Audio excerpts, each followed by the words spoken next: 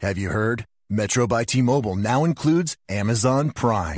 Yes, enjoy the best of shopping and entertainment, movies, TV shows, music, free shipping, and much more. All included for just $40 per line for 3 lines. All on the T-Mobile network. Discover the smarter way. Metro by T-Mobile.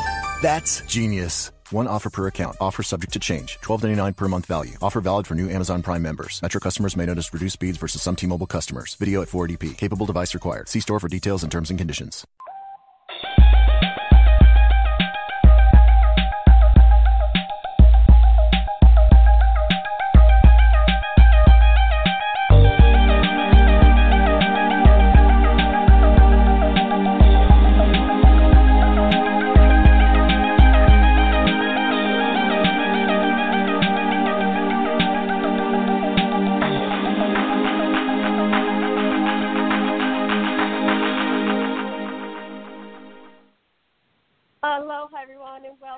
To Aquarian Radio at aquarianradio.com.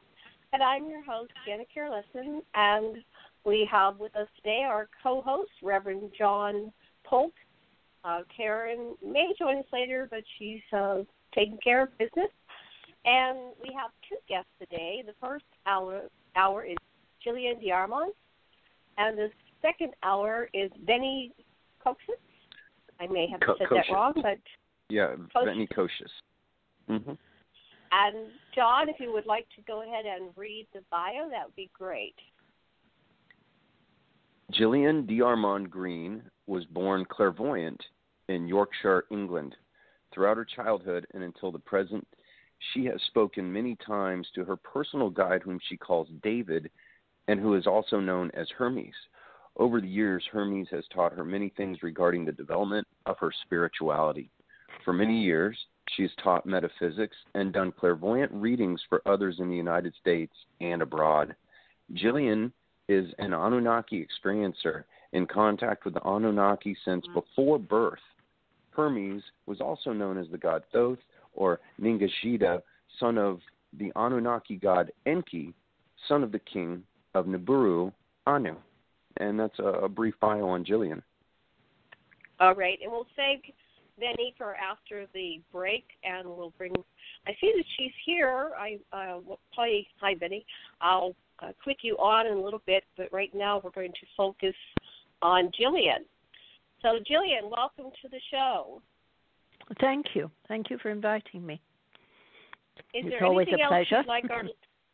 We love having you on. Gillian's been with us a number of times. Is there anything else you want to tell our listeners about yourself that we didn't include in your bio? No, I don't think so. Okay. Perhaps that's the wrong thing to. Perhaps that's the wrong thing to say. But I'm of the mind that what our job is on the planet. Many like me, hundreds, thousands across the face of the planet who came to this earth at this time, particularly to be of some help, some assistance, however useless we appear to be, and to bring information or knowledge which may not be readily available in the usual school curriculum. And so it's with that in mind that I prefer to talk about things of that nature than about myself. Right? So if either you or John would like to pose a question to me, I'd be happy to see what information I can get regarding it. And please know that for me, a radio show is working, and when I'm working, I'm both myself, you're hearing my own information, and information which I'm immediately getting from my planet friends and relatives. So what can I tell you about today? Well, I'd like to start. And John and I will go back and forth, and this hour's going to go very fast. We got to get a lot of information out before it's over. Since I know your story, I'm familiar with it somewhat. I'd like to, perhaps if you could explain a little bit, like how you came in conscious. That's the best way I could put it, and you remembered who you are as an eternal being. Could you explain to our listeners, who you are on that eternal level? Who you you said to me, one of the parts is an Anunnaki. Yes. Resident of the Anunnaki. Go ahead. my ongoing connection has been as an Anunnaki, member of the Anunnaki group, for a very long time, thousands of years, longer than I care to remember. And as I said already, my job is just to bring information. So if people want information, I'm very happy to give it. I don't know what to say about myself. I mean, what is there to say? You know, it's the same old story. I came here 14,500 years ago on a landing craft which broke down and never left, and I never left, and the craft never left. I was in the same conscious body for about 10,500 years till I was down in South America. I got into mischief down there, ran off where I shouldn't have done, was killed by an really indigenous priest with an obsidian knife who cut my living heart out, threw it in a burning fire. And in the process of doing that, because the heart was still beating at the time, my soul energy, which your listeners I'm sure know, but in case they don't, your soul energy when you're in the body is housed in hydrogen molecules at the base of your heart.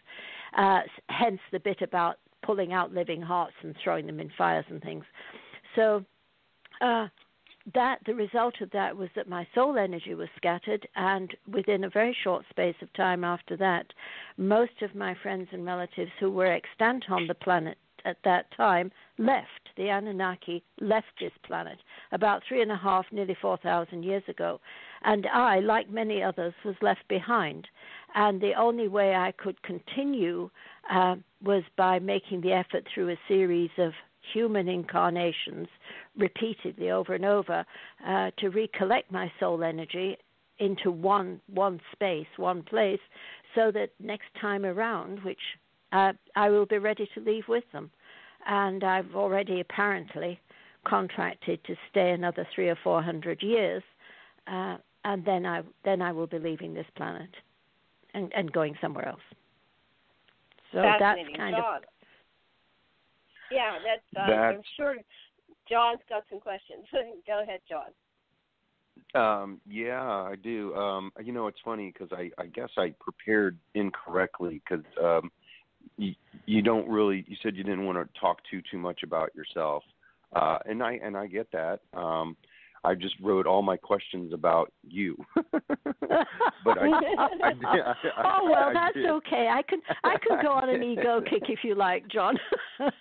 No, I mean I was just looking at the book that you have and everything. It's very impressive. But some questions attached to Chalice of the Dove. What is our place in the cosmos? Does everyone have an immortal soul? What is our purpose as evolving human beings? Didn't I write that in the book? Or did I write that in the book? I don't remember. It's so long ago. Must be 20 years ago. But if you are reiterating the question to me, every single soul is of vital importance. And everybody has the potential for immortality. Every person, whether they think they're good, bad, or indifferent, is a child of God, a child of the Creator. And because of the genetic engineering that was done by the Anunnaki over 400,000 years ago and perfected about 40,000 years ago to the modern level that we see today in man, because of that, we were imbued with four of the Anunnaki genes. Sorry, mistake. They took out 4 of our genes, human genes, and they put in 2 of their own genes. And I think this is something which is, I haven't seen it mentioned anywhere else, and I'm open to dispute on it by anybody, and I'm sure there's plenty of dispute. But this is the way it is. The Anunnaki, whether we like it or not, are the remnants of the biblical fallen angels, the ones that chose to stay behind. And they didn't stay behind because they were evil, bad, or having a fight with God. They stayed behind because when the whole number of them came down into the creation, at the request of the creative mind to say, hey, get down there, check out my creation, tell me what's happening with it, and bring me back a report. Well, when they got down there, 2/3 of them found, A, it was very difficult to be within the solid environments of three-dimensional realities. But more than that, they also felt they had a duty to go back to the Creator and report as requested. About 1/3 of them decided, no, there's still more work to do. We haven't seen enough. We haven't learned enough. We need to keep going. So about 1/3 of them stayed behind, and the other 2/3 went home, right? These beings, all of them, were perfect creatures of light. They were not three-dimensional beings as we think of it, meaning they did not evolve out of the creation. They came into the creation after it was created. And they came from perfect light. So they started out as beings of perfect light. Now, the fact is that the Anunnaki, over billions of years, degenerated somewhat. They got too involved with the creation. They liked it too much. They had developed their connection to the sensual life, and they got their own special egos, and they started. So they ended up fighting, scrapping, fornicating bunch who destroyed the odd planet in their progress, right? And then came the time when they needed to say, okay, we better settle down. We better slow things down. We're getting off track. We're destroying ourselves. We're destroying our purpose. Now, in that time, up to that point, and I'm talking about 3 or 4 million years ago, they had seen planets rise and fall. They'd seen civilizations evolve on planets and reach a high zenith of civilization and sink again when the suns went red dwarf. The whole panoply of creation going on and on and on. And so by the time they got to the place where they were saying, okay, we need to rethink our program, we can no longer, now this is the crux, we can no longer, as Anunnaki, go home because we have defiled ourselves too much. We are no longer perfect beings. Our frequency will no longer resonate with heaven, if you like. So we've got to do something about this. So they decided to turn over a new leaf, create a life for themselves on a planet called Urtikia in the Pleiadian system, and involve on Nibiru, which is the bigger crossing planet, using that for their observations in the solar system. And when they eventually got to Earth, they found this developed hominid species, and they decided that some of them decided that they would make use of these species by domesticating them for service, to take the gold out, to put on their atmosphere. Now, anybody and everybody who's heard of Nibiru or Sitchin's books or any of those things knows that they were having the same problem we're having with holes in the ozone layer. And they needed to filter their atmosphere. The atmosphere on Nibiru was becoming intolerable, and they needed to filter it. And their scientists had come up with the idea that they could suspend powdered gold into the high ionosphere and protect their climate. The reason they lose atmosphere is because every time Nibiru comes by the solar system, does a flyby, it passes Saturn. And when its path is very near to Saturn, that gravitational field actually pulls off their atmosphere, the material of their atmosphere. So one day when we get to visit Saturn, if you look at the rings of Saturn, each of those rings represents a one-time passing of Nibiru. The whole of Nibiru's atmospheric history is written in those rings of Saturn. And I'm sure one day we'll get to, pick them and analyze them and things. But the Anunnaki, having settled here on Earth and being on Nibiru as well, coming back and forth, sending the gold back, they developed a karmic connection with the Earth humans, because the original development with Earth humans was intended to have a species which would not be able to breed. And we know that Enki made changes in the DNA and they added the extra chromosomes and enabled them to breed. That was mostly because Enlil was demanding a faster production of this new, developed, domesticated, intelligent human that was useful, that could be useful to them. So they created really a slave labor force. Now, we all know that that's not a good thing to do. You can't go and take somebody else's life and change it just to accommodate yourself. So the Anunnaki once again created this huge karma for themselves. And because of that, even though half of them want to be, the kingship, the rulership, the whole thing, a bag of tricks on the three-dimensional planets and fight over who will rule, the other half of them are determined to master themselves, evolve spiritually, and have the opportunity to go home, back to the creator from which they came. Now, by doing the genetic engineering, they did two things. They created a karmic tie for themselves, which they have to clean up before they can go anywhere, and they imbued Earth humans with the ability to become immortal. That pair of genes that came from the Anunnaki, because they are immortals, they came from light and they are light, as opposed to made of light, they are light, right? And those two genes, which by now has spread through the entire human race on the planet, that gives every human the opportunity to become immortal. Your immortal soul, but you have to claim it. You have to claim your immortality, you have to want it, you have to go for it, and you have to take it for yourself. It's a do-it-yourself program. So how do you do that? How do you do that? How do you claim your immortality? Well, the first thing is... Yes. And let me say this. They say one of the ways of describing immortality is continuing consciousness. Right? I can honestly know myself as an immortal being because my consciousness is continuous, because I can remember, right, from lifetime to lifetime, in and out and around. That is a way of recognizing your immortality, your continuing consciousness. So how do you do it? Well, first, you recognize the possibility. Then you say, I want it. And then you look at yourself with objective honesty at soul level. And there are only two ways to walk the spiritual path, and that's with unconditional love and humility. They're like the train tracks that take you to enlightenment. And nobody is going to be perfect, least of all the speaker here, right?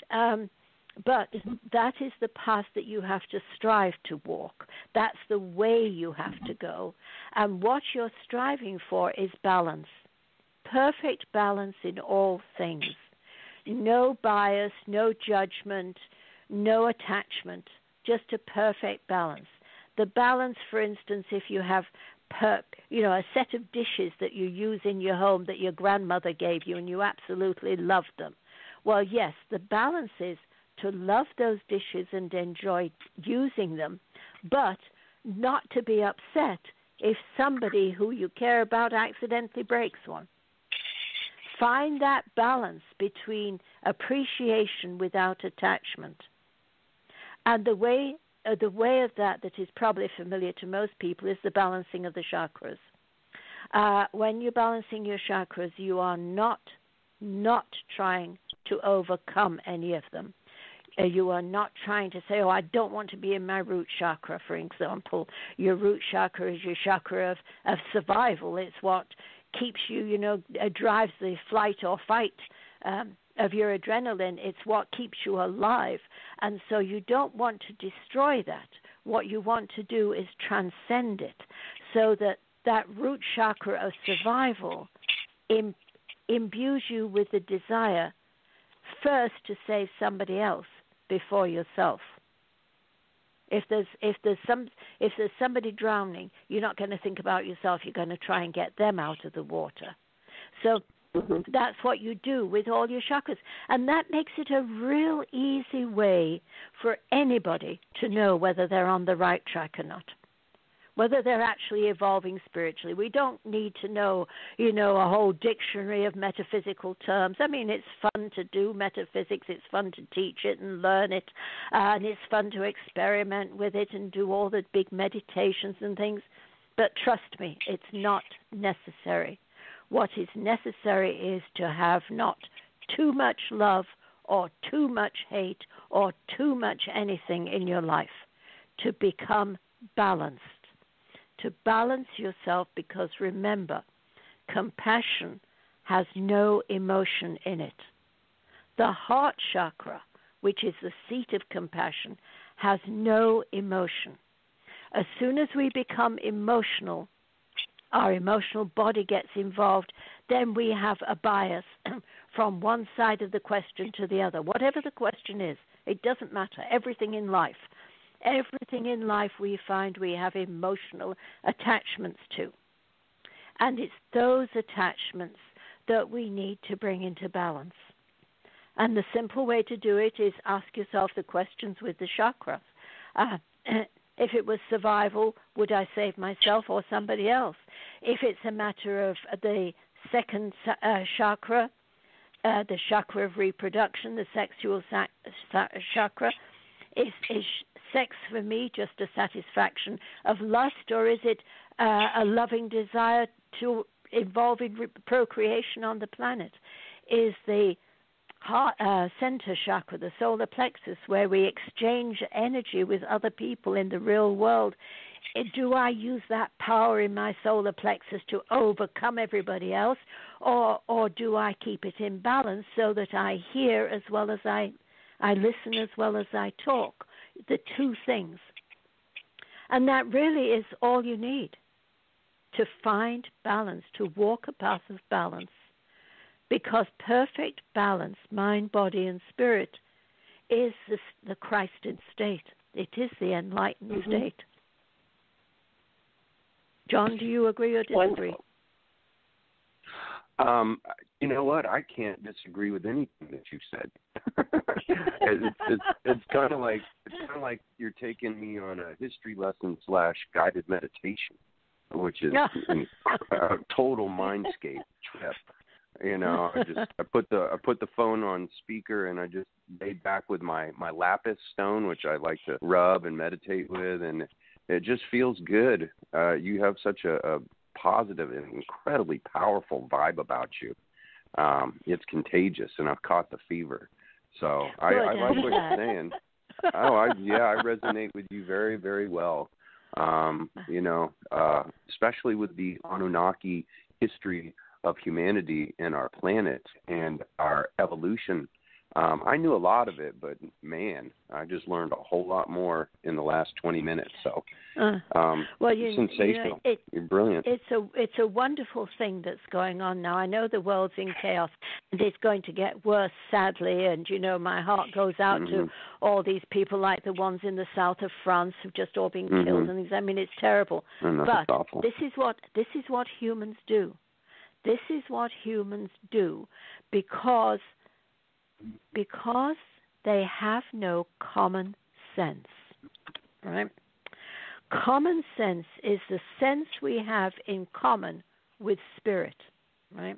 Now, I'm not saying for a moment that any of these people deserve or create this evil that's coming down upon them, right? But the reality is that it's the lack of awareness among the majority that allows the evil to flourish. And all these things that are going on, ISIS and beheadings and terrorist acts, they're evil. They are pure evil manifest. You think of the word evil. What is it? E-V-I-L. Now spell it backwards. L-I-V-E. Right? It's that which is against life. Right? It's the opposite of life. Right? And people, in general, the majority, don't pay attention to their life. They live it, they enjoy it, they're having a good time with it maybe, but they're not paying attention to it. They're not learning their lessons as they go along. It's like, when children go to school and they're in the 9, 10, 11, 12 age range, they maybe listen to the lessons that day. Maybe some of them actually do their homework, although I never did. And then they go back the next day and they start blank again. And it's another day. They haven't yet learned that if they go to school, listen to the lesson today, think about it in the evening, then when they start school the next day, they've got a foundation of knowledge to build on. And then they build more and more and more, which is what we do when we go to college, hopefully. You build your knowledge. Well, you build your experiences in life. And unless you actually take the time in this, everybody is so busy. They're having to work, and most people have to, certainly in America, has been my experience. Almost everybody I've ever met in America works far too hard. Nowadays they have to put in 2 and 3 jobs to keep their heads above water. The economy is in terrible state. It just goes on and on and on. But the end result of that is that they have no time to be quiet, no time to think about themselves and the actions and choices they've made that day. So they're never going to be able to get any benefit from today's experiences tomorrow. If it's the old story. If you don't learn about the past and correct it in the present, you're doomed to repeat it in the future. Now, I think we would all agree that is absolutely true. That's why we have the regular sayings of what goes around comes around. It's because we don't choose to learn, and it is a choice. And I would suggest to anybody, just give yourself 10 or 15 minutes a day. Surely at some point you spend that much time in a bathroom, right? Mm-hmm. And in that situation, sit and think, really think about how you are reacting to your life and the choices you're making.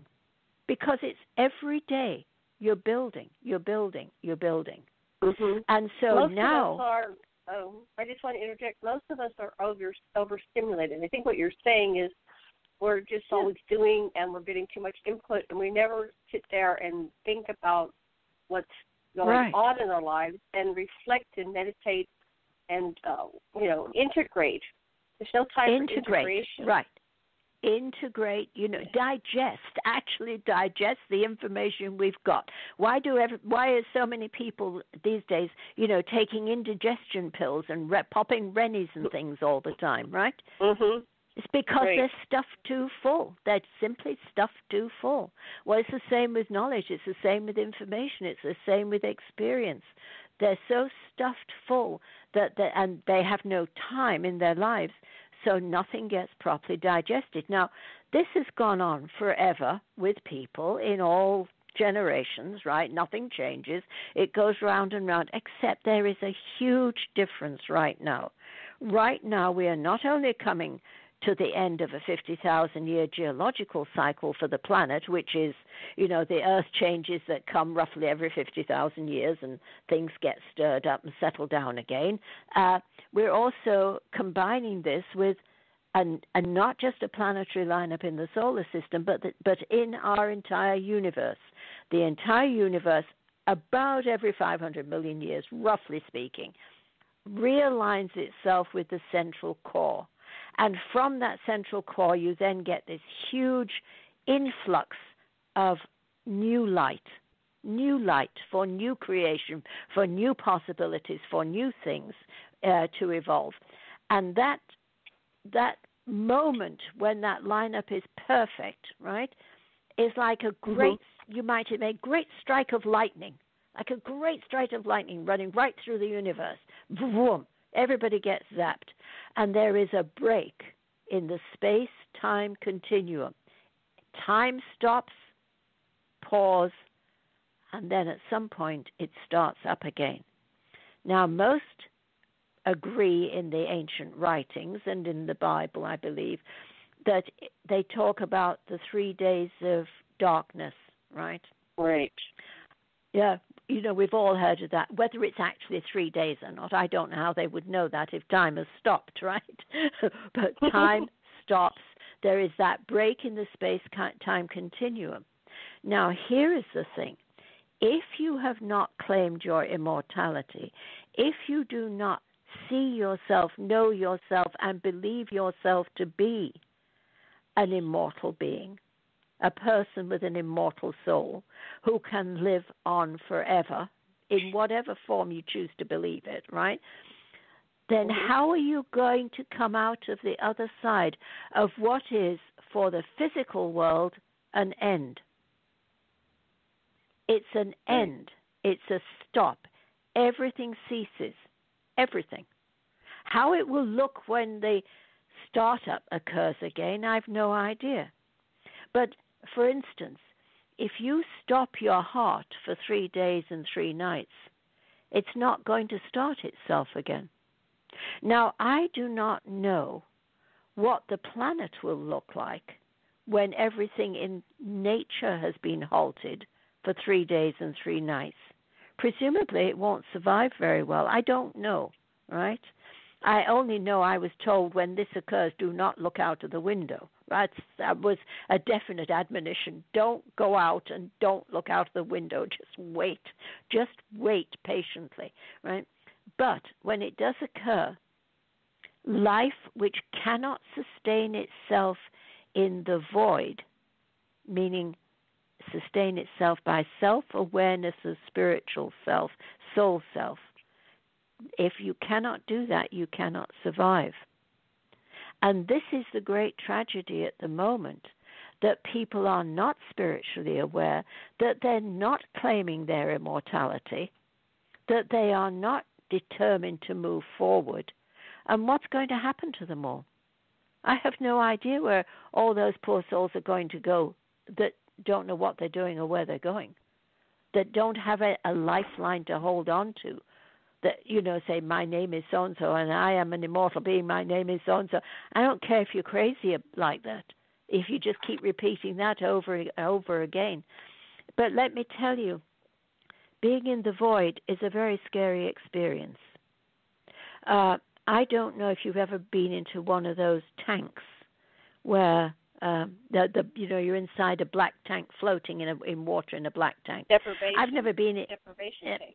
Right. I've never been in one, but I've heard about them.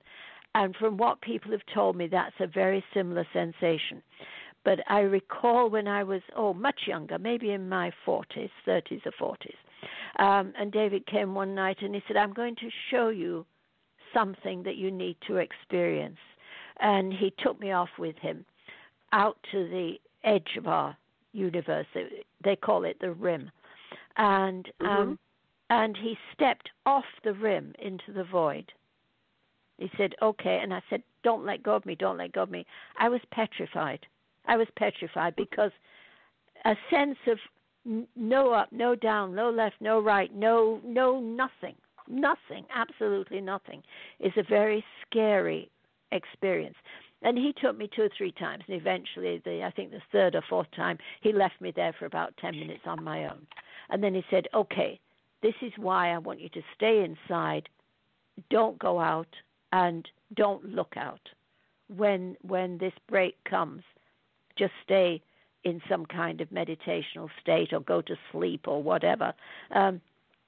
But don't go outside. Don't involve in what's happening with nature. So I think some of the changes could be fairly radical. And I think for those people on the planet who are still tied to nature, meaning they're... Oh. Hold on. Here, take these away, honey. Take this away. I forgot to shut that off. The other one I'm on, so I just don't know that. That's okay. No, sorry about meaning that. You interrupted us. meaning Okay, attached to their natural state. People who are still totally attached to the material, let's put it that way.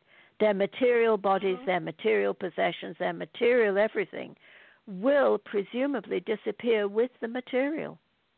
Should the material be disappearing, I don't know how it's going to work. But they're certainly going to miss the window of evolution. And that's why I want everybody on the planet, whether they know anything or not, whether they have a religion or a belief or anything, that the only thing I would ever ask anybody is believe there is a God. You don't know who God is, you don't know what it is, you don't know where it is, you have no idea. It's nothing like the religions talk about. It's just believe there is something out there that's smarter than you, right? That has huge planning capabilities. Believe there is a higher power, and you are attached to it. Like there's a string of a thread coming down that, and then you can swing on the end of that thread. You can say, okay, I'm hanging on here and I'm claiming my immortality. And if you do no more than that, if you are no more evolved than that, you will get your shot at immortality. Otherwise, you may find yourself back as an Earth human in the Stone Age, starting over. That's very possible. I don't know what's going to happen. There's certainly evolution for somebody, but not for everybody, unless they make the effort to claim it. Wow, fascinating. John, comments, questions? Yeah, you're flooring me with all this. Mind blown. Oh, I know. It's like the universe is just multiplied and expanded exponentially, in our conversation so far. One thing about myself is that I'm a metaphysical minister, so I'm a non-secular, non-denominational ordained minister through my education in metaphysics. And I don't know if you've ever heard of the University of Sedona, but metaphysics through the University of Sedona is considered a religion because it's all based on a concept they call the universal God consciousness. And your God self, your God mind, your God power, power of positive thinking, affirmations, and meditation. That's basically the basic premise of the whole religion and the whole line of study, which I find incredibly fascinating and interesting. So I've been to spirit groups and some MUFON meetings, and people like, have you read this book from this metaphysical author? And I'm like, I haven't read any of those books. Doesn't mean that, they're not teaching metaphysics. It's amazing how many different schools of thought that there is about metaphysics. But one thing that has happened to me since I became a Reiki master and an ordained minister is I've been an experiencer my whole life. But once I became a Reiki master and an ordained minister, I've started to see UFOs at a clip that is alarming. I mean, it's unbelievable, and it's starting to happen more and more and more. And I was wondering if you can feel the origin of these visitors that are visiting me. I like to think that I'm connected to the Anunnaki. I wrote a book entitled Yahweh, the Biblical God is an Alien, and it took me a long time to realize. It took me a long time to realize that I'm writing about the Anunnaki. I used to argue with Karen, my editor, who unfortunately she's not with us tonight. I used to argue with her about it, and one day I start to receive from, I believe it was Enlil, and I asked him, I'm like, why masquerade first as Enoch, who supposedly was also Hermes, and Thoth also, if that's true, I read it somewhere. First he came to me as Enoch, then he came to me as Yahweh, and then he came to me as Enlil, and I said, what's up with all the secrecy? And he said, you weren't spiritually mature enough to handle it at the time, but you are now. And so now I'm letting you know that all this whole time it's been him. So, I'm either crazy or there's something to it. I'm just kind of curious what your thoughts are. No, I absolutely think you're not crazy, and what you're saying is correct, totally. I mean, I can vouch for what you're saying. No, regards all the ships that you're seeing. Mm-hmm. See, here's the thing, and I'm trying to be a little bit careful here because I don't want to offend anybody. But let us just keep in mind that the Anunnaki themselves, although they, are the lesser gods, if you like, that's how humans have seen them. But they're still in a major state of trouble, needing to correct themselves. They're not all sweetness and light, right? Many of their actions and behaviors appear to be sweetness and light to us because they have so many miraculous connotations with them, the things they can do or have done in the past. But first, let us put in the back of our minds, and I'm truly Anunnaki. My parents are on a ship right now out past Saturn on their way here, and I expect to be spending time with them in the fairly near future. So I am not excusing myself out of this at all. And what I'm trying to say is I understand it, and the thing that we need to be very, very careful about when we are dealing with the Anunnaki or any extraterrestrial beings is that they all have some level of self-interest. And they can all manipulate us because we are so pliable. Show us a miracle and we'll bow our heads to the ground. Right? That's the nature of humans. That's what we do. If we think somebody is so much better than us, then they have to be wonderful. You know how it used to be in the old days when you were in the hospital and the surgeon came to do his rounds. Heavens, he was God. All the nursing staff are fluttering around and the patients all try and look tidy in their beds, right? Because he was God, right? The surgeon was the God. Well, with the same way with the extraterrestrials and particularly with the Anunnaki, because we have such attachment to them. Some of them truly care about us humans, and some of them don't. So while I have already said they're trying to play nice and do better because half of them want to go home and know they have to evolve in order to do so, there is still the large number of them that want to evolve and rule on this planet, as they will do. And our own holy books tell us, I'm coming for a second coming, and this time I'm not bringing peace, I'm bringing a sword. So we better look out, and we better be prepared, and we better be very, very discerning about which ship we jump on, right? We need to be careful. Now, they are coming this time with good intentions. They are coming this time with a wonderful plan for humanity to help things along without directly interfering and just to give us a leg up and make it a wonderful place to be and elevate humans and move them along. Yes, well, so long as you take it all with a pinch of salt, you'll do fine. But don't make it your religion, right? Work with them, work for them, accept them, acknowledge them, and have the courtesy to appreciate that they are light years ahead of us in their knowledge and understanding of the universe and millions of years closer to God than we are. But think of it this way. We are the children of God. Earth humans are the children of God. They are supposedly the messengers of God. Now, when things get screwed up, who do you blame? The messengers or the children? You blame the messengers. You don't blame the children. Right. So it's better if in your mindset you stay a child. Now, a lot of the UFOs that you're probably seeing now never actually left this planet.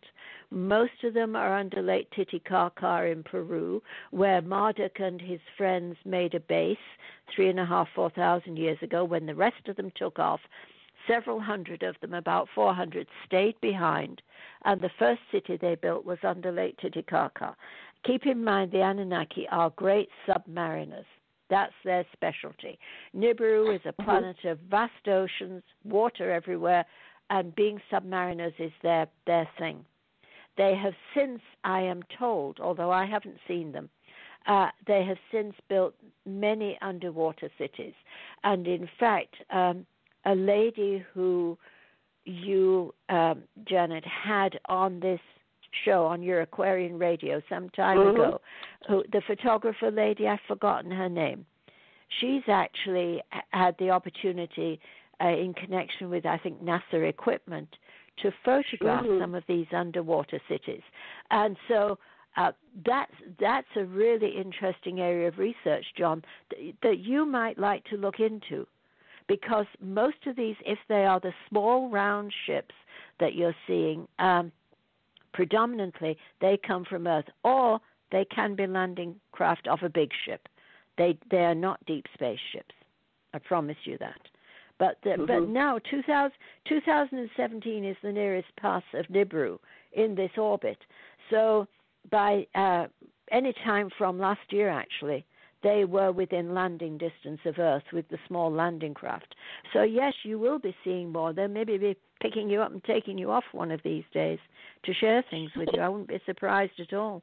But keep in mind, Enlil was the one who wanted to let the flood take its course and drown all humanity. Just keep that filed away in the back of your mind for future reference. I will. He was the one who wanted to wipe it all out. Gillian, can you tell us a little bit more about the plan for, what's your source on that? Is this a communication with David Thoth, Ninghishzidda? Is it something you read? No, I don't. The plan. Well, the first plan is to let Earth sort itself out in a non-interference way. This is more the Anunnaki's plan, right? Because of their wish, half of them wishing to evolve. It's. I'm trying to think when it was, but it was the late 90s, if I remember rightly. Anyway, one November night, they had a council meeting, and at this council meeting, they said, okay, we will honor our 2,000-year-old agreement to let you go back to the planet as in a state of rulership to this one of their own, right? And you can go back and you can take over and you can rule things, but it has to be done in accordance with the new rules. And the new rules are complete non-interference, direct interference by the Anunnaki.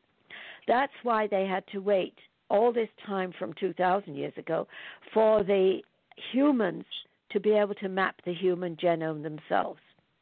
Once Earth humans had mapped the human genome, then they could start feeding them information, as opposed to just stepping in and changing things themselves. So one part of the plan began, I think I'm right in saying, I think if I remember rightly, about March of 98, somewhere in there. They began a program of feeding into the human genome, the human DNA, more Anunnaki genes, but these are two female genes, which they hope over about 7 generations will breed out the warlike tendencies of humans. They won't want to be killing each other anymore. And they figure it will take about 7 generations for that gene to spread through all humans across the face of the earth.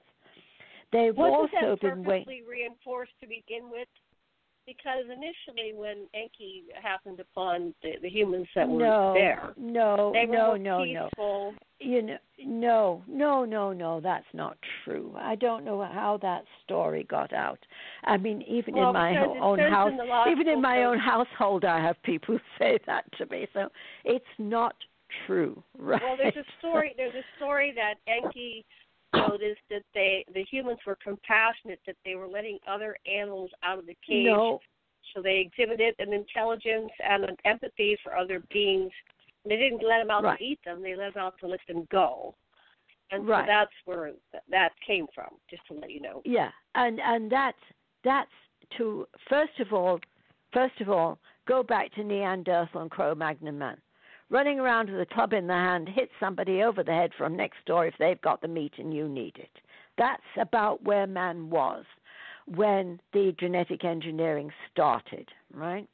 walking upright hominid species using primitive tools, and pretty much across the planet divided into two groups, Neanderthal and Cro-Magnon. There was some of each scattered about on the planet.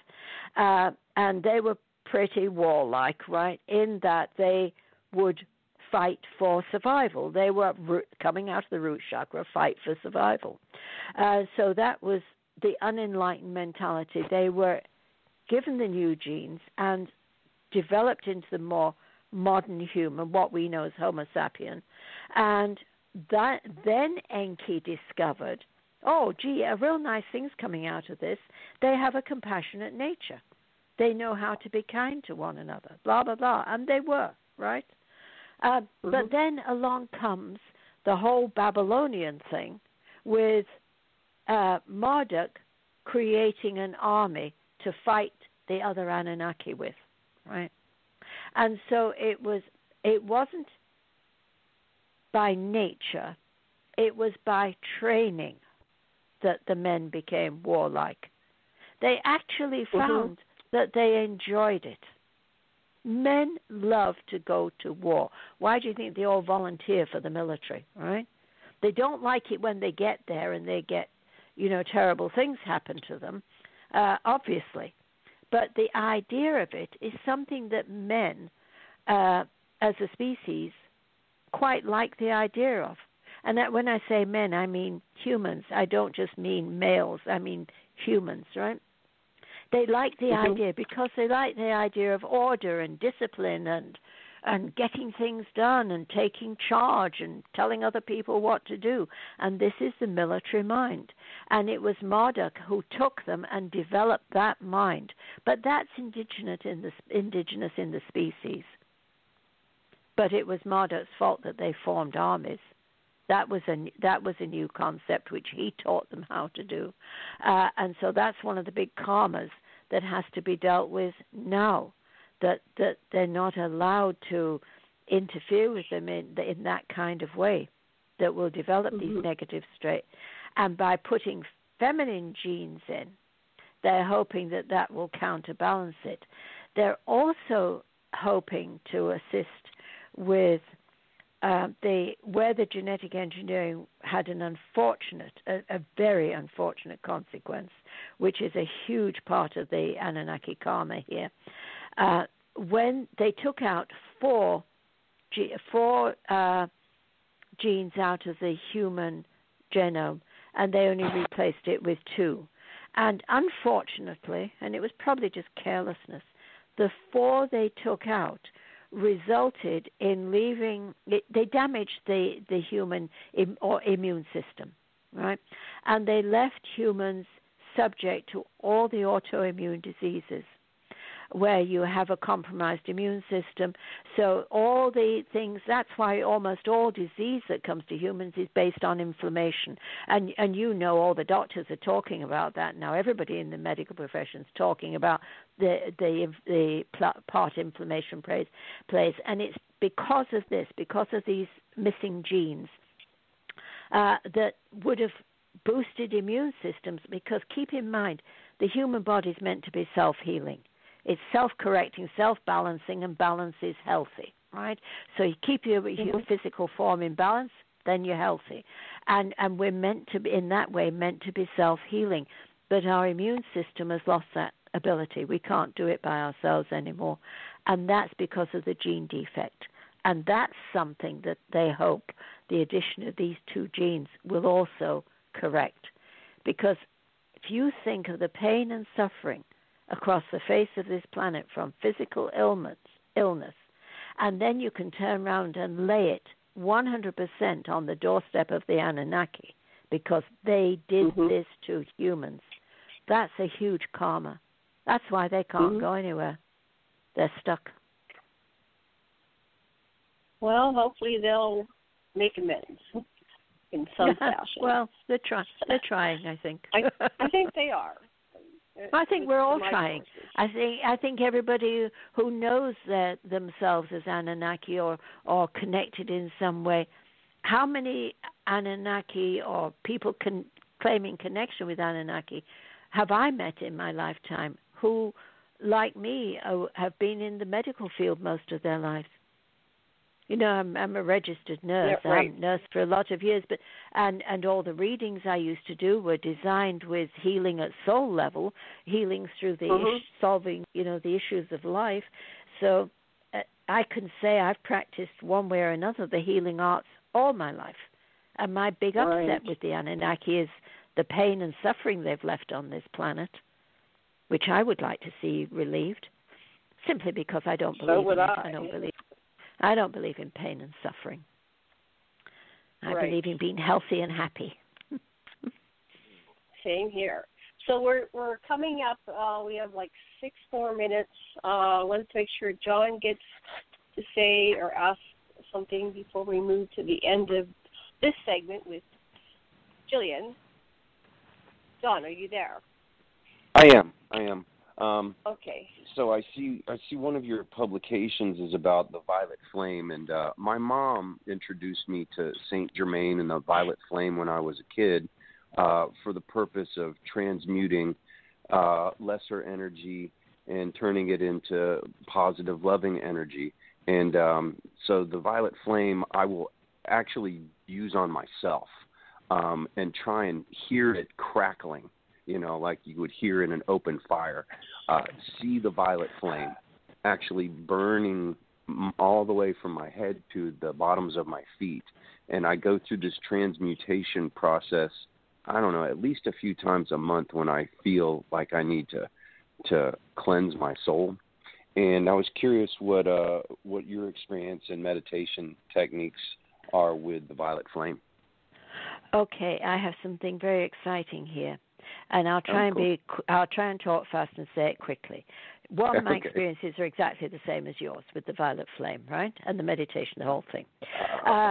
But the most exciting thing I want to say is that it has always been my belief that the Creator, when he creates a planet and puts people on it, he puts everything they need for their sustenance, everything. And that includes for their spiritual sustenance. So I believe that somewhere on the planet there is some real thing that if we could eat it or drink it or use it, it would help our spiritual development. It would help our soul. It would help us to transmute, right? So right now the best we have is, you know, the meditation of the violet flame. Well, this last week I was privileged to meet and spend some time with a doctor from Georgia. His name is Dr. Bartholomew Flick, Dr. Bartholomew Flick. He's been a practicing surgeon most of his life. He is still in practice as an MD. He's also an extremely intuitive person, high-level intuitiveness. And he has been working for some years with frequency. I'm sure you're familiar with Dr. Gerber's book, Vibrational Medicine, which was an eye-opener back in the 90s, and the work of Reich and the Reich machine and the University of Science, and these people who have been studying and working with frequencies, and of course we know everything is vibrating at a certain frequency, and perfect medicine uses frequency. Now they use the frequency of sound to break kidney stones. We're all familiar with those kind of things. Well, Dr. Flick has taken it a whole step further and has developed a device which has been out in trials now. 500 units have been out in trials, I believe, for 2 or 3 years, which actually aid wellness. They aid the body to heal itself. They aid the body to treat itself, alongside whatever conventional treatments you're doing or not doing. You know, that's up to you. But this is frequency medicine at a very high level. And if anybody is interested, if you've got your pencil and papers there, he does have a website. It's called Reset, that's capital RESET, manufacturing, but the manufacturing is abbreviated to capital MFG, resetmanufacturing.com. And you can go on that website and check out this information yourself. And one of the next stage, I actually have one of these little gadgets that he has created, and it's programmable for all kinds of things. You'll read it on the internet. And now he is developing and is leaving a prototype at my house this week as we speak, something which relates to pulsar magnetic energy. It's like two candles, like the electric candles things, with tall columnar bulbs that radiate frequencies, and you sit between them, and they literally shift your field. You can feel it. Ooh. You can feel it. Wow. So the days of having to sit and meditate with violet flame are maybe almost past us. We can just stick ourselves between two of these devices and switch them on, and the frequency rebalances the field for us. Because what are we doing when we use the violet flame and transmute energy? The energy we're transmuting is emotional energy, and it's negative emotional energy usually, anger, upset, annoyance, whatever the emotional negative energy is in us, we need to rebalance it. And these frequencies this doctor is developing do exactly that. It's phenomenal. Wonderful. So I hope you'll check it out. And I think you'll find it very interesting, John. Oh, absolutely. Thank you. Okay, with that, it's time for our next guest. So thank you so much, Gillian, for coming on. I invite you back again sometime. I'm looking forward to, hearing from you again. Well, thank you, and thank you, John, for your interesting input and questions. And it's just been a pleasure. I've enjoyed it, and thanks very much. And God bless all of us out there. We all need it. Goodbye now. All right. Well, you take care. Right. Goodbye for now. Bye. Bye. Bye-bye. I'm going to play a little piece of music here real quick while I take a minute break, and I'll be back, and we'll bring on Vennie. So we'll be back in 2 minutes. All right. Sounds good.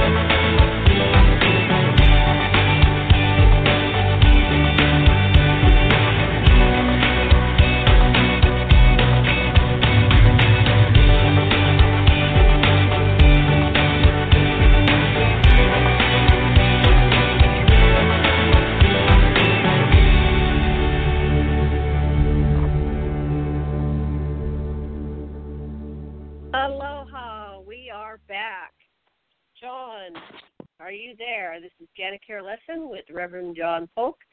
John, are you there? And are you ready to read Vennie Vennie's bio. Hello. I'm here. Oh, good. There you are. Okay. I'm here. Okay, so a brief bio on Vennie Kocsis.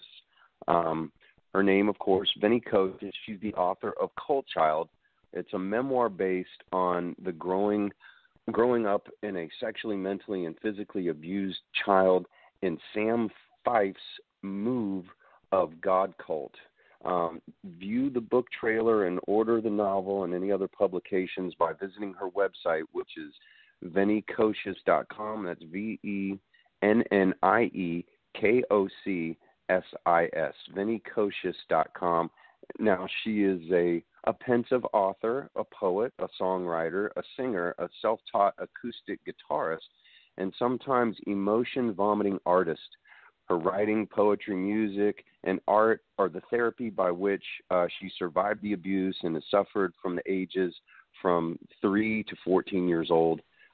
She calls these dark caves where the worst of her memories hide her from my Shadowland, as she calls it. There are many caves, and we are traveling through them all in this lifetime. She's empathic and highly sensitive, understanding, very long journey through cult recovery. She is raw and flawed. She's vulnerable and here without shame to tell the true story of her childhood. She's writing out the effects of this trauma that is left on her family and on her own kids. She writes to survive, and she writes for those who cannot find the words to tell their own story. And that's a brief bio on Vennie Kocsis. Wow, it's wonderful. Vennie, welcome to Aquarian Radio. Thank We're you so blessed to have you here with us today. Well, where to start? Oh, my gosh. First of all, Gillian was amazing. Oh, wasn't she fascinating? I was taking notes, the whole time that she was talking and then to find out, I know I'm just jumping right in, but I loved her, that she was a nurse because I'm so science-based and do a lot of study about how trauma sits in our cells, and we pass it on through our generations. And I've had to do that work to work through my own trauma. I grew up on a cult, and I wrote a book about it. It was quite abusive, very monarch program type of abuse. It was centered in Alaska by HARP in Fort Greely in the military installation. So I do identify as a MyLab child. And as she was talking, and I do want to say this is a sensitive subject, so if there's people listening that are prone to triggers in talking about sexual abuse, this could possibly be triggering for them, but I think it's an important piece of information to have. As she was talking about, cleaning out ourselves, the thought that came to me was, how is a person supposed to start that journey if they don't even know that they need to clean out themselves, or they don't even understand what happened to them? And so there's a reason why we've spent the last thousands and thousands of years promoting spanking through religion, and why sodomy is used on children so much. And that is a scientific, if you take, science and physics and energy and put it together, at the bottom of the base of our spine, is a bundle of nerves that runs up our spine to the base of our brain. There's all of this energy in our brain, including our pineal gland.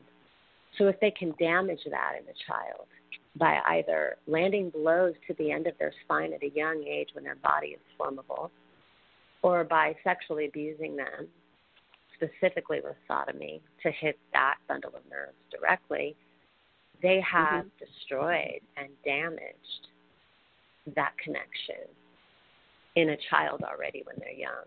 That's why we have these generations of dysfunctional adults. I was one of them. So when she was talking about that really put that together for me, when she was talking about we need to go inside right now. It's not about following this person or that person, but going inside ourselves and saying, I've got to face my trauma.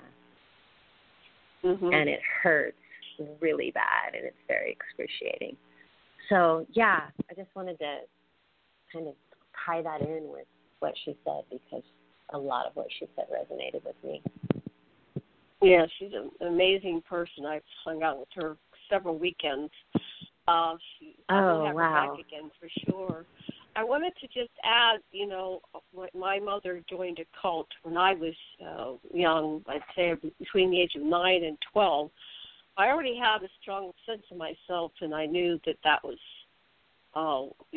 absolutely not what was good for myself and for the family. And so when I was 12, I had to stand up to her, and I said, you need to stop attending this church, and you need to finish raising me. I'm 12 years old, and you can't do this to Daddy. And for some reason, she listened to me. But I, too, was involved in a lot of ritual abuse. My parents were apparently involved with the Masons or some kind of satanic rituals for many, many generations. And subsequently, I spent years doing intensive soul recovery and psychotherapy. And finally, in 1997, I met my husband, who's a major, he taught psychology. He teaches psychology. Wow. Still, he taught at the college level, at university level, all the way up to PhD. So I was fortunate that, the universe led me to this person, and I went through intensive therapy for many, many years. And, there's still parts. There's just still parts. It's an ongoing process. I don't know if it'll ever be over, but life is greater things. Yeah. Wow, that's incredible. What sect was it that you joined? If I can ask, I'm sorry for interrupting. What sect of religion was she getting pulled into? It was a man who was very charismatic. I'm trying to track it down. I'm much older than you. I'm in my 60s, and so this was in the 60s. He, I don't know what his name was. You're so traumatized, right, by the whole situation, and you're living through it, and your life is being shattered, and there was ritual abuse going back much younger, starting in around 3 or 4 years old. They start to shatter your soul and compartmentalize you when you're very young. So this is intentional, like you said.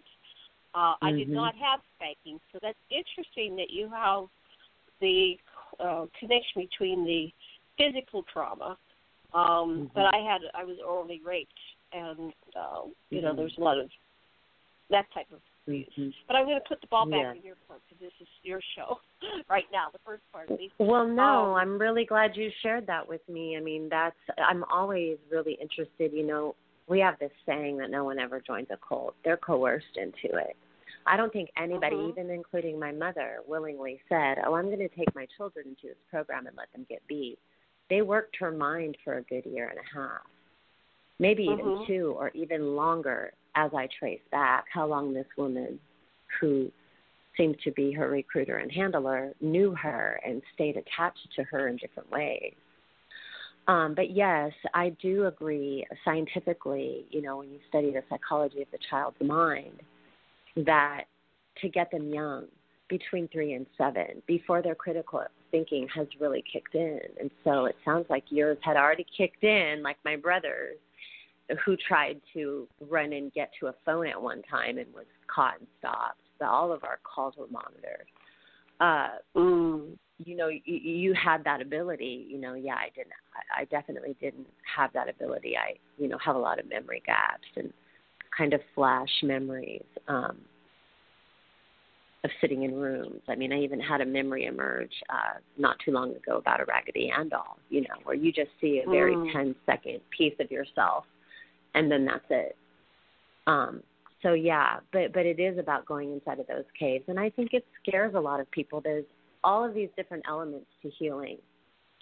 It's can be a very heavy and traumatic thing to go through. It took me 7 years to write my novel, and I had weeks of crying, where I was just, my body was shedding it. I was ill, but I knew that I was shedding it. And so we're asking society to maintain this boxed-in life of 9 to 5 and work, but yet heal yourself at the same time.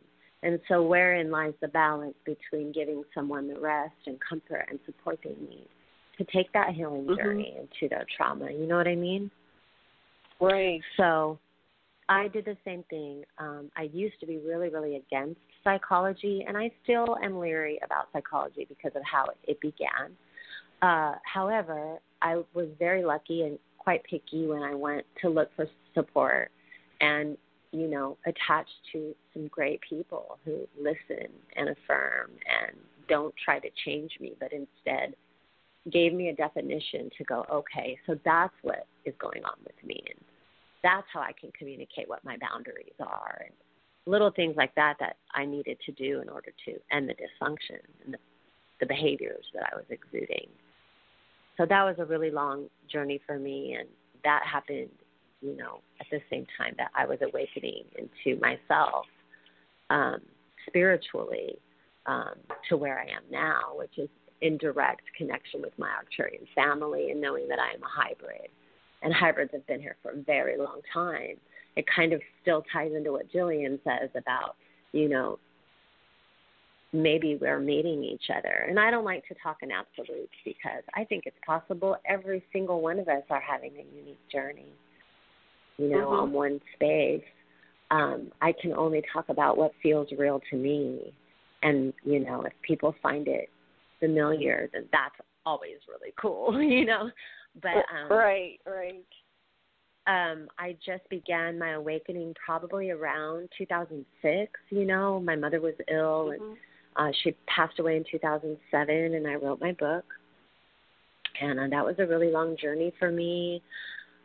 I read so many different things, 4 Ways to Lose Your Soul, which was how I learned to call my child back to me. I began having memories of past lives. I know that I was here on this planet during the time of slavery. I was a very wealthy child. I know that I spent time training to come back for this specific time, and I agree with Gillian that, yes, there's going to be quite a few disasters, but I'm not a fear person. I don't like to talk about it a lot because, you know, fear is what I call the X dimensions and the cabal feed off of. So I very much focus on the fact that I will be here to love and support those who don't know, you know, what to do after that shift happens. And I have the same, I don't know if it's instruction or advice as her, which is to be still and stay still within your space. For her, that may be a physical thing. For me, it's like a spiritual thing. Stay still within my own space, no matter what's going on around me. May it be anger or pain or whatever. So, you know, I'm open to talk about whatever you all want to talk about. I have notes and bullet points, and John and I have had some amazing conversations. I'd love for him to share about, you know, what happened when we spoke. I talk about, you know, what AI mind control is, which really is just a very simplistic counterattack against your mind, which for me is fear. You know, I stay clear of fear. I stay clear of negativity anymore. That's density to me. I don't feel comfortable in that space at this time in my life. I don't think that, you know, I think that the cabal is trying to make humans believe that aliens are coming to invade this planet. I understand aliens and extraterrestrials to be two different beings. I have painted and stood with graves before when I was a child and jumped dimensions while I was being tortured.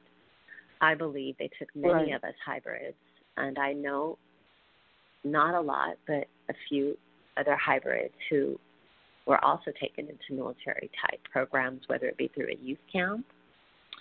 And there were youth that were sent to the cult that I was on, which is still in existence today and quite strong, because their parents felt that they needed, you know, deliverance. There was a lot of demonology. I don't know if you dealt with that, but a lot of demonology within the doctrine that was used to mind control and abuse us as well.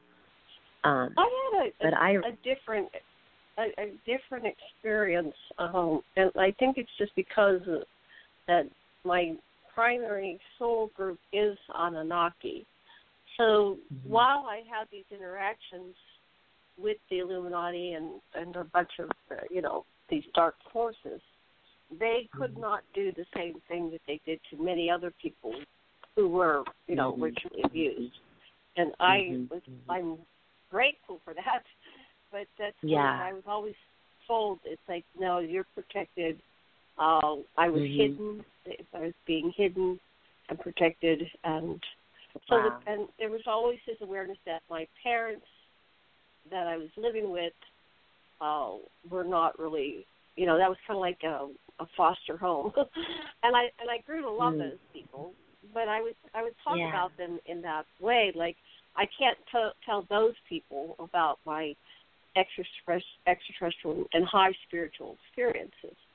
So I don't even think it's the Anunnaki. I think it's even, beings or interdimensionals that are from a higher vibratory frequency than what I was experiencing. So I was always nurtured, and whenever anything that was, traumatic or negative happened, I was immediately taken somewhere else and experienced a deep healing process so that I could continue to function as a human being. But I was always aware that I'm a multidimensional, immortal being, and that this experience is just kind of like going on vacation to this planet, but it's not a vacation.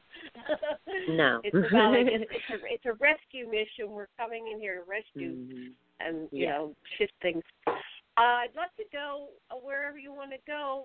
John, did you have any particular questions that you might want to? Can I say something that I wanted to say too? Continue. Is that anybody that wants to get my book today, okay, it's free for ebook download. So all they have to do is just visit, either the VennieKocsis.com or EdenColdChild.com. Click the book cover. It takes you straight to Amazon. Choose Kindle and just click buy for free, and you'll have my book for free until midnight Pacific Standard Time tonight. Well, I wanted to. It's really important. I didn't write this book for money. I mean, if that blessing comes, then yay, I can help a lot of people. But I want to get this story out there because, a lot of us are military children, and I do come from a line of Masons. All of my father's side was Masons. My father helped develop the F-14 jet fighter plane. He also went on to work the rest of his life at Groom Lake with a 19-level security. So we have had some conversations, and I've asked him some questions about targeting and government targeting my lab children. And there is some targeting possibly, allegedly, going on. And where best would they look but into their special programs wherein, the highest IQ people are working.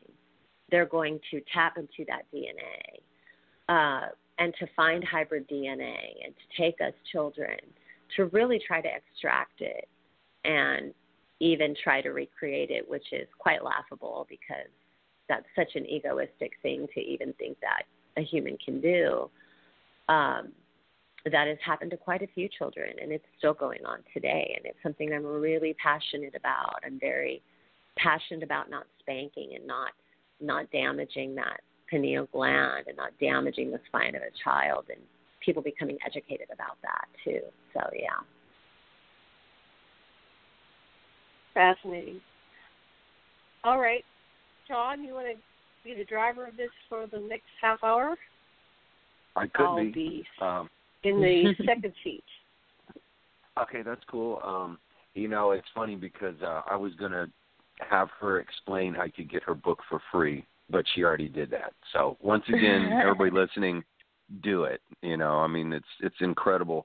So a couple weeks ago, I opened a dialogue with Vennie over the phone, and she first started talking about Cult Child, and it's one of those conversations that, you two could talk about this stuff for years, and I really did not know much about it. I really knew very little about it, and it's one of those also where I just sat back and listened because I didn't have any valid input. So I just listened to her, and then I kind of wanted to change the subject to her being an Arcturian hybrid, and so we started talking about that.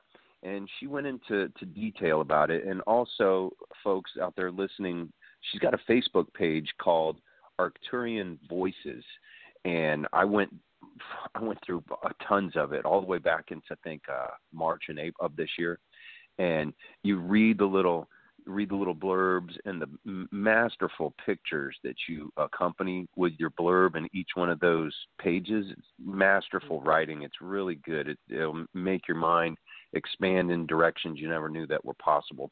But anyway, so we start talking about Arcturian hybrids and why she believed that she was one. And some tells me to go outside.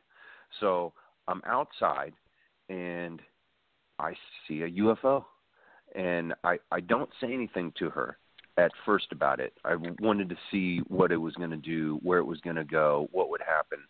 And then eventually I interrupted her and I said, Vennie, I have to tell you, I'm looking at a UFO right now. And it was triangular in shape, and on each of the points, so not a right triangle, but more like the apex of a pyramid top. That's the way it was shaped. And on each of the tips of the triangle, and this was maybe, it's hard to judge depth of field, especially at night, but it was probably 700 to less than 1,000 feet in elevation. And the points of light on each of the corners were lighting up at different times, almost like it was an algorithmic kind of coded message, which was really cool. And it kept getting closer, and it kept getting closer. And during this time, white flashes of light were coming off of the roof of my house. And so she stops me. She stops me and says, well, how does it make you feel? And I said, well, I mean, let me think about it for a second. And it felt very positive. It felt familiar to me. It felt very benevolent. Can't tell you what it was, can't tell you what it wasn't, but I know what I saw. And right when it was about to fly over my property, it just vanished. It just totally vanished.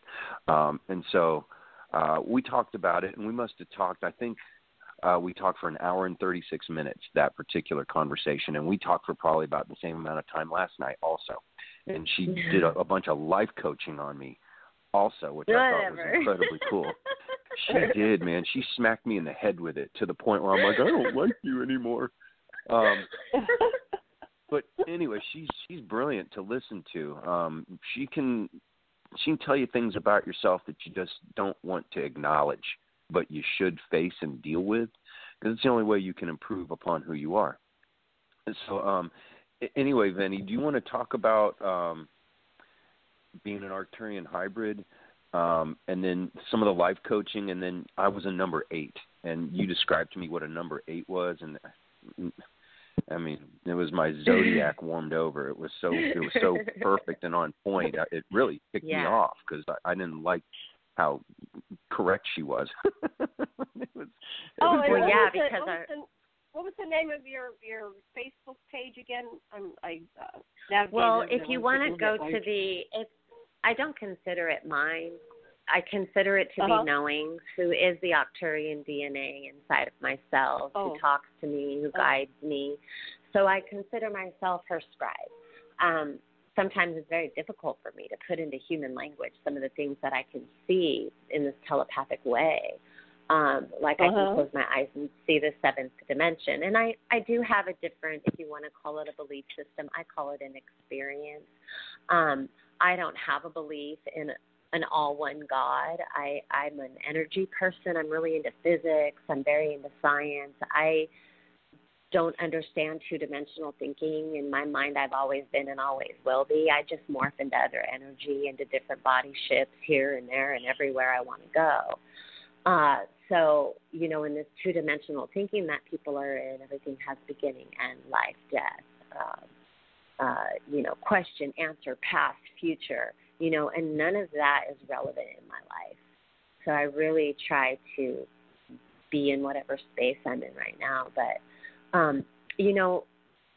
I started to try to figure out who I was because I was in traumatic amnesia for quite a long time, where I would have these flash memories. I had dysfunctions like overeating, smoking cigarettes, not taking care of my body, behavioral things that were coming out of me.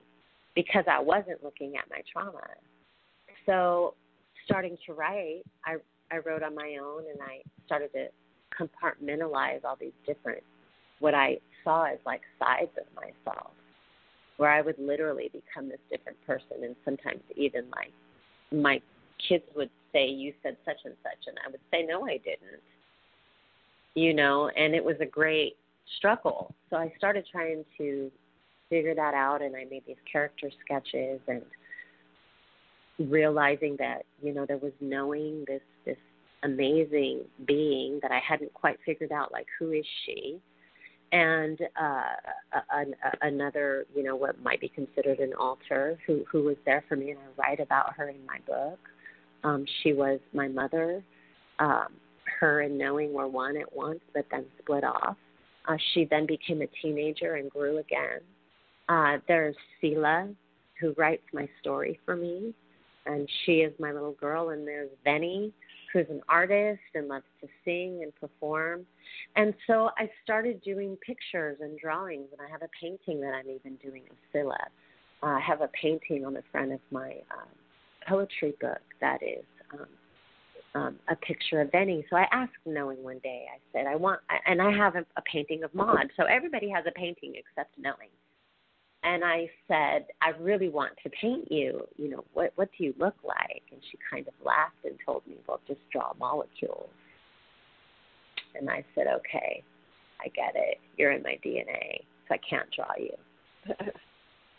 And so that's how it came to be. And then I had read some of Edward Case's work. Out of the blue, I just browsed to him, which is a lot of times how I find things. I just kind of find myself at something, but I don't necessarily have cognitive, you know, knowledge of how I got there. Some of it resonated with me, some of it didn't. Some of it I was going, no, that's not true, and I found myself using this language. That's not my home. Like, that's not quite right. You know, correcting him, and then I said, wait a minute, what am I doing? Like, is this ego here? And she's saying, no, he does have some of it right, but some of it he doesn't have right. So it was just this process of listening to myself and not caring about judgment or what other people may think, whether I'm right or wrong, or, you know, call me crazy or whatever that label may be, that it didn't matter. You know, what mattered was knowing myself and her explaining to me, this is where you're from. And, you know, one night I went lucid and I drew the 12 dimensions and what they all look like. And, you know, I've dreamt of the blues. I mean, we could go on and on here. I sent John a picture of a being that I found dead under a tree with a friend of mine that I took a video of. I saw a spaceship when I was 16. I'm writing about that in my sequel. So I've had a lot of experiences that have brought me, you know, to where I am. And I don't necessarily like the word life coach because I'm quite picky, and here's why. I think there's a lot of people who've suffered some really bad trauma, and I go to cult conferences and I meet them. And there are a lot of people out there who are reading very little psychology, don't understand the paranormal, don't understand ritual abuse, and they're telling people they can fix them, and they're taking their money. And it's another form of swindling from my perspective. And I think that trauma survivors have to be so careful of that, because they will be given a false illusion, almost a screen memory, that they're okay. But their behavior won't be. They'll still be drinking. They'll still be, you know, into alcoholism or whatever it is that isn't good or contributing to their greater good. And they've given all this money away, thinking, which to me is a form of mind control, that they've been healed when they haven't. And so I think that that's a problem that has to be looked at, in that, you know, if you have a bunch of damaged people who think they're healed, you know, how much worse is that?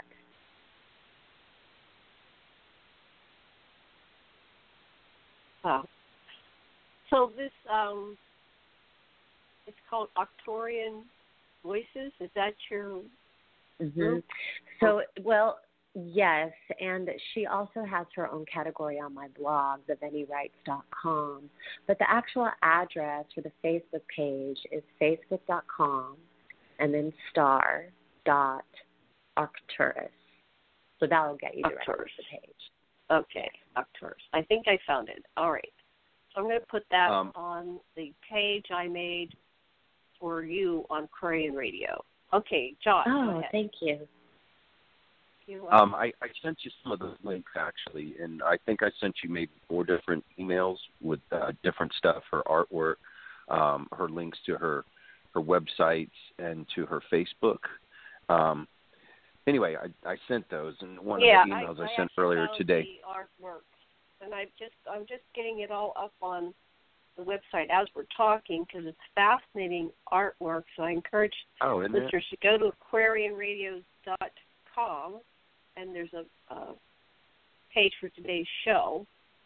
And I would have gotten this up earlier, but my whole website was crashed, so I had to spend hours getting that resolved. But now we've got it right here.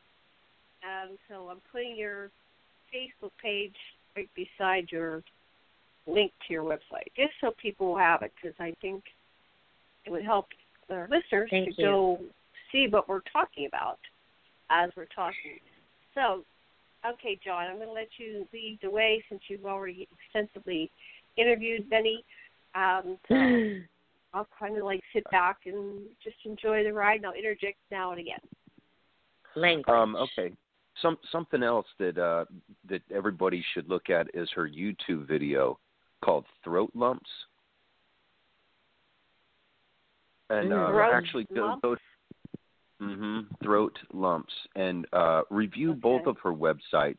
So VennieKocsis.com and CultChild.com. Review her Arcturian Voices Facebook page, and if you have a chance, I mean, if you go there, then you owe it to yourself. Scroll down, go back and read some of the entries that she has put in the page, and they're fascinating. I mean, they make your mind expand, in directions you never thought possible. Well, one of the things that I read that I thought was fascinating, and this is coming from, I guess, Knowing or the Arcturians, and it said, our Earth star is a stargate to the 5th dimensional space where we observe and communicate with our hybrid family on Earth. We have always been on the 7th in origin. And I thought that was pretty deep. So, hey, Vennie, can you talk more about that? Sure. Yeah. So the Arcturians, at their most illuminated, and you know that I am a language person, so I don't think the Cabal deserves to be called the Illuminati because they're not illuminated. And so I don't call them the Illuminati. I'm the Illuminati, in my opinion, right? We are illuminated. They are the Cabal, which is a group of people who have bad intentions. And so, and this is something that, didn't sit with me when reading Case's work was, that the star Arcturus is where these Arcturians live. I was like, no, that's not true. I could actually see myself, and one of my paintings is the title of it is called Before She Fell, which came out and as this moment when I jumped here to this earth. But it's like a landing post, and then the star would be considered a stargate. So that felt different to me also. That I'll tell you a story that will help explain this. I always have had a memory of being on a very, very dark planet before I came here, a training planet where there's zero light. But somehow I was able to see, okay? And I write a poem about this where I had hands for feet and feet for hands, and I battled beings, but in training, not that I was there for war, but there to strengthen myself for this journey or mission or however one wants to define it. I had a shaman tell me once that it takes a very ascended energy to suffer on this planet. And that was really deep for me. I had never looked at it that way. I'd always thought, why me? Why did I have to come here to suffer? I was very deep in that. And hearing that, I thought, wait a minute. There's more to me. So I understand that I was on this planet training to come on this mission. And then one night I was in the bathtub meditating. And when I meditate, and this is where we could get into talking about the white light versus the color tunnel. I never go to the white light. I go to the color tunnel. And so I went into the color tunnel and we were flying. And I looked down and I was like, oh, what a cool maze, because we telepathically speak. And it was this huge dark maze, and she kind of chuckled and said, yeah, that's where you're training. And I said, wait a minute, what? Because for me, my memory has always been that I was on an actual planet. And she said, no, that's a training facility that you go to before you go to jump.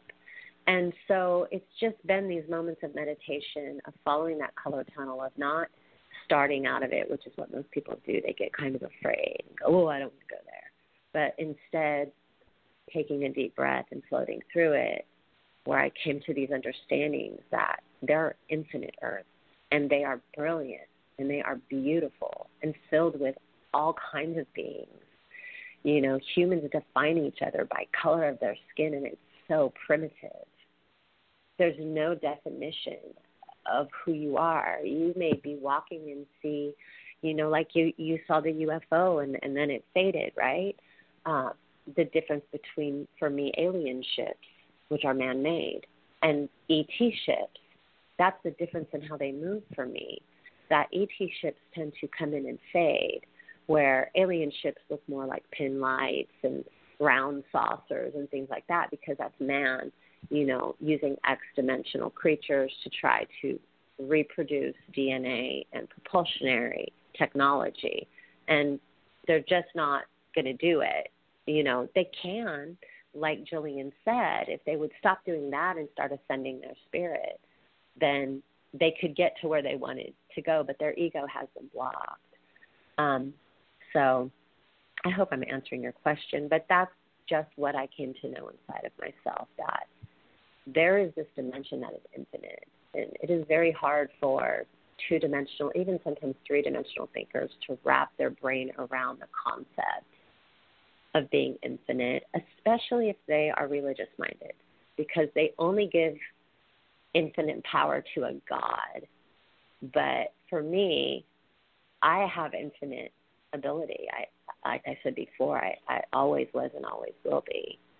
I'm just recycling my energy to wherever I choose for it to go, whether that be for the betterment or to fall back down into the dense X dimensions is what I call them, which for me are dimensions 2 and below. So that is my knowledge of the Arcturian people, that they don't all look alike. Humans gave them that name. They don't necessarily define themselves as such. One day I asked her, you speak a lot. I hear my own voice. Like, am I hearing you or am I hearing me? And she said, I talk to you in your voice because that's the only way I can get you to listen. And it was kind of a funny moment where I was like, she was kind of jabbing my ego, So a lot of the labels that we use is necessary for our language so that we can communicate, but that type of communication doesn't quite exist as I know it in the 7th dimension. I was on an airplane in 2014 coming back from ICSA's Cult Conference. It was the first time I'd ever been, and I went again this year and had an amazing experience both times. And this woman sat beside me, and normally I'm quite reclusive. I usually have headphones on in my own headspace, but something about her kept drawing, and we found ourselves kind of looking at each other. And finally, we just started talking. And long story short, come to find out, we're on this plane. I had a stop in Colorado, which is where she was headed. And I'd love for you to write this name down and find this woman's video on YouTube. Her name is Amy Call. Okay? Amy Call. Amy, C-A-L-L. She had a near-death experience. Amy Call. Okay, so these women were Mormons, grew up as Mormons. But one day Amy took a pill. And so I'm sitting on the plane by her sister, and she's just telling me the story, and I'm just like, how lucky am I that I'm having this interaction? And she had taken some medication that was given to her, and the next thing she had remembered is that she had kind of felt loopy and laid down. And then about 3 minutes later, her husband, like, was screaming and waking her up because she wasn't breathing. And she remembers the whole journey of when she died. And when she came back, she denounced the Mormon faith. And so her sister was very much kind of like, you know, this is so real for her. Like, I'm having questions and struggles with my own beliefs. But listening to her and her near-death experiences are so similar to what I write about in my book, that while I do definitely believe that there is trauma-induced compartmentalization of a child's mind, I also think that there are hybrids that, like myself, that was not dissociation. That was me leaving this dimension and going somewhere else where I could sometimes hear the echoes of my own scream. And my Arcturian mother would say, don't listen right now. Just stay with me here. And there was so much peace and love there. There were even times, and I write about this as well, that I didn't want to come back. I did not understand as a child why I had to come back here. It was a very great struggle for me, and always on her face was never the face of what a normal mother would do, which would be in great pain that their child is going back, but more of just a knowing, and which fits her name, that everything's going to be okay. And it is. Here I sit, and I'm okay, sharing this information, and it all makes sense to me now. But as a child, it didn't. So that's how I came to know her and who she is inside of me.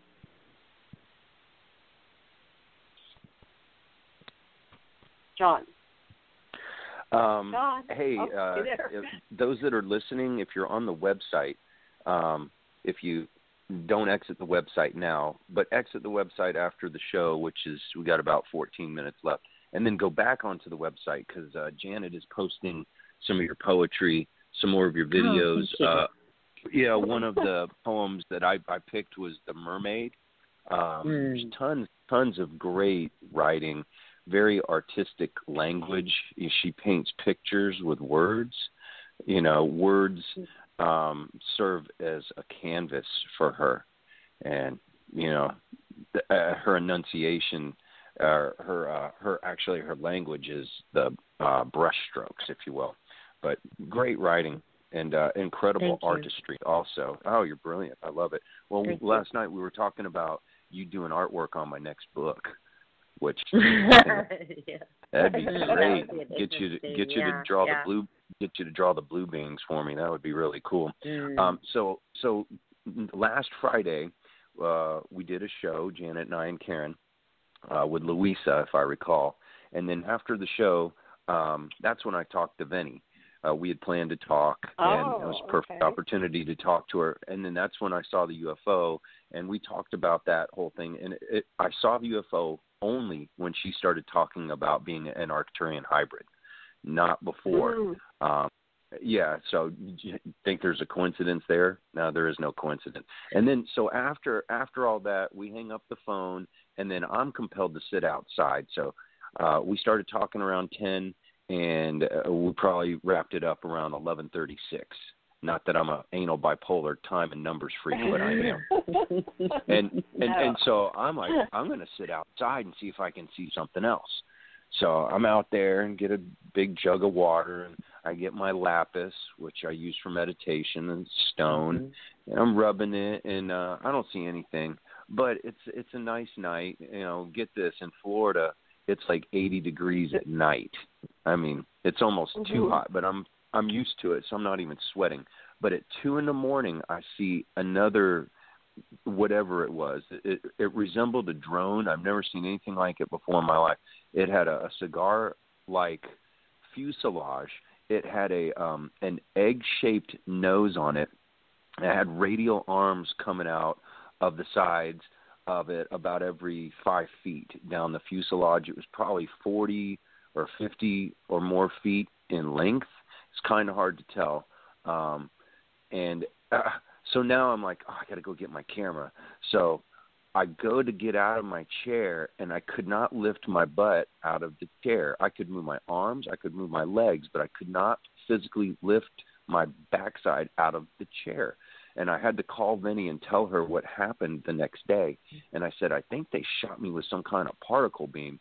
So we had Robert John West on a few months ago who was talking about being shot with a beam from some guy in a truck, and it paralyzed him. Remember that whole thing, Janet? It was pretty fascinating. Right, yes. And Vennie said something to the effect that it wasn't necessarily a particle beam, but they did something to you for your body to freeze. So it wasn't so much a particle beam, but whatever they did, it stopped my body from moving. How did you explain that again? Because I don't think I explained it right, Vennie. The way that I understand it is, they first, and when I say they, I'm talking about the cabal. And I think that you have an amazing example of the difference between alien ships and extraterrestrial ships. So for me, extraterrestrial ships, they're light. They come in and then they instantly fade. It's a light show. You're mesmerized. You feel like crying. You feel love. When it's an alien ship, which to me is what I call humans or the cabal, using these X-dimensional beings to try to help them recreate, they're using fear. So first they emerge so that you're like, holy, what the hell, right? That's your first reaction. Exactly. Then, now they've got you because you've just opened up your fear portal. And now they can just create more fear. They just do it by coming closer. It really is simple. It's very simple. And what we talked about was speaking to them and saying, go away. You can't have my mind today. I'm not afraid of you. I mean, that's how I feel. And some people may find that to be, kind of naive, and maybe it is. But okay, if I'm going to go down, I'm going to go down speaking, right? I'm not afraid. And so I think that that's what they feed on. That's how they get you paralyzed, is they put you in fear mode in your mind. And so when they trigger that in the mind, it then triggers the body physically because it's all connected. And so get this. So the second it turned around, but I don't remember seeing this thing turn around. So now I'm missing time. I'm missing memory. I don't know what happened. But this thing, I've never seen anything like it in my life. It was flying very low over the trees. I've got some, I don't know, maybe 75-foot tall trees, big oaks, off across the street in my neighbor's yard. And this thing was just barely just coming right over the treetops, pretty much from the same direction that the UFO came from earlier. Can't tell you what either one of these are, what their origins are, where they came from, but I do know what I saw. But then the second I could get up, I could see the tail end of it going away back in the exact same direction in which it approached me. But I don't remember seeing it turn around. This thing was so big, it would have had to have made a big arcing loop to turn around. So something happened, and I blacked out. And then I had to call Vennie the next day, which was last Sunday, and tell her what happened. But it was a trip, and I know that if I was not talking to her on the phone, I don't think any of that would have happened that night. Yeah, I think that is so important for people to, and to me, okay, and I think part of this is just knowing my father and understanding propulsionary capabilities. It's not that fantastical to me that humankind would have, they had propulsionary technology 50 years ago, so imagine what they have now. So even to flip a ship from upright to flip it to the other way, you understand what I'm saying here, right? We already have planes that do that. So it's almost like a way for them to go, to scare you, and then to say, we know that you know. So that's supposed to scare you for some reason as well. I don't give a shit. Okay, so so what next? So what are you going to do? Yeah. I mean, that's what they're doing, is trying to come in and go, yeah, we're privy to what you know, as if that's going to put you in a fear state. If it puts you, there's a lot of fear mongering going on if you really think about it. Oh, the aliens are coming to get us. Movies are being made. Shows are talking about it. I mean, it's everywhere. It is, Gillian, I mean, I was cheering her when she said it is a choice. It is a choice. You have the choice to turn that crap off and move your face over to what is going to contribute to your greater good and the greater good of this planet, because we're ascending whether people like it or not. And there's going to be people dropping off whether people like it or not, because dense energy, just like that vinegar bottle that we talked about, you know, where the thicker stuff floats to the bottom. It can't make it to the top. And they're trying to keep it shook up. But everybody's energy is becoming so light that it's almost impossible for them to shake us anymore. We have to get more people in that state. Turn off. Man, I'll tell you, I always say the best thing that anybody could ever do would be to disconnect their cable. Like to call Cox Cable Company tomorrow and go, I don't need your service anymore. Send me my final bill. I'll send you back your equipment. That would be an astronomical move for Americans to do. But to get them to that place, what's that answer? I don't know. You know, we have so many varying issues. So I just stay focused on those of us who are co-conscious, because I can't remember who said this, but I love this quote that, you know, when you do spark just a tiny ounce of change in someone, you've created immortality. And I believe that. I really do believe that that's true. I mean, it happened to me. It woke me up. So, you know, I have somebody knocking on my door, and I don't know who that person is. I thought that was part of the act. I was like, oh, how interesting. Okay.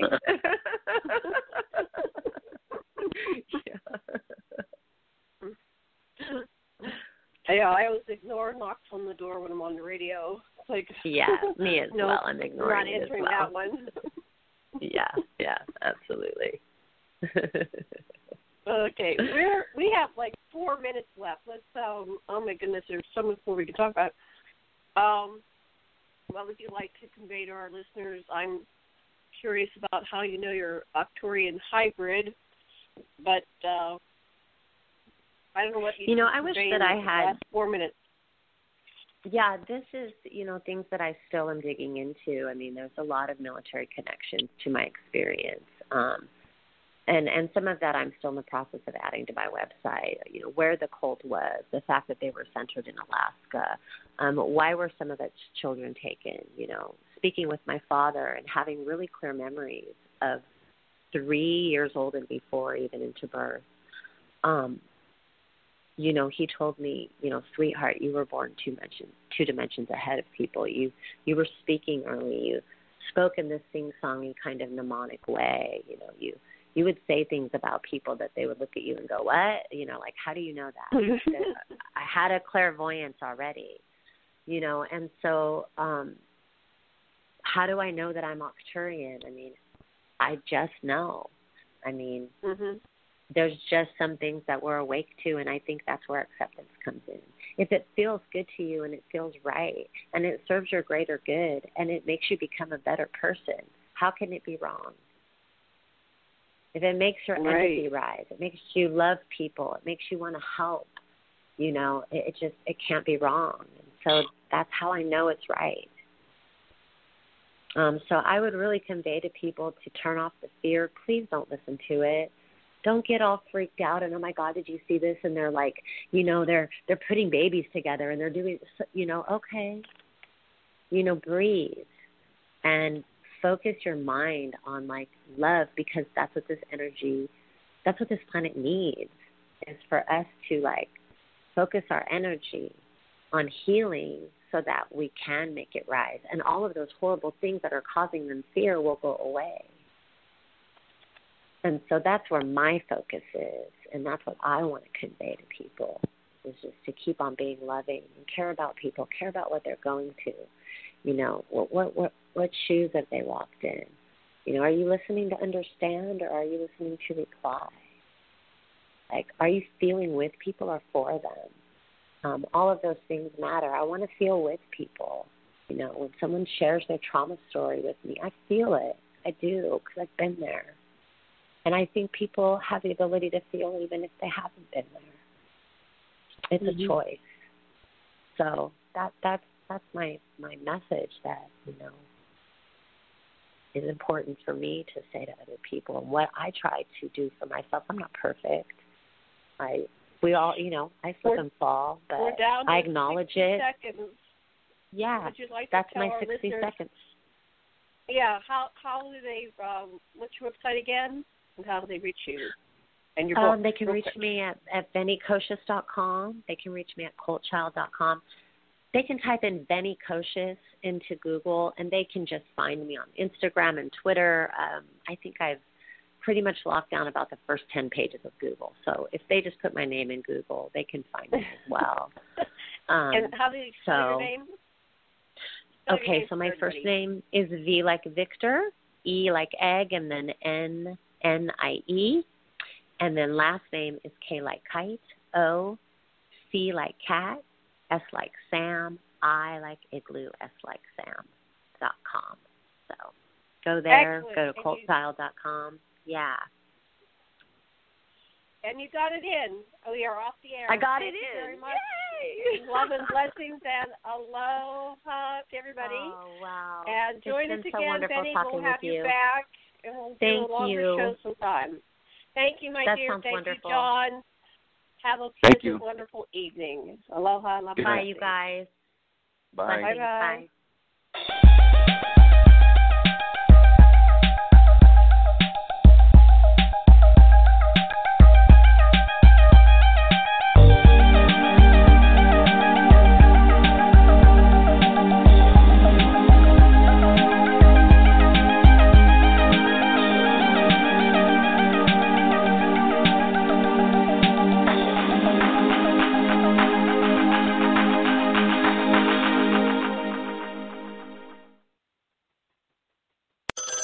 North Pole Hotline. Help! My in-laws are hosting Thanksgiving, and we're bringing the dressing. You mean stuffing? No, dressing. I need cute outfits for everyone. Get to Old Navy. Old Navy? Yep, Old Navy's kicking off the holidays with stylish denim, velvet tops, the season's best dresses, and 40% off your entire purchase now through Tuesday.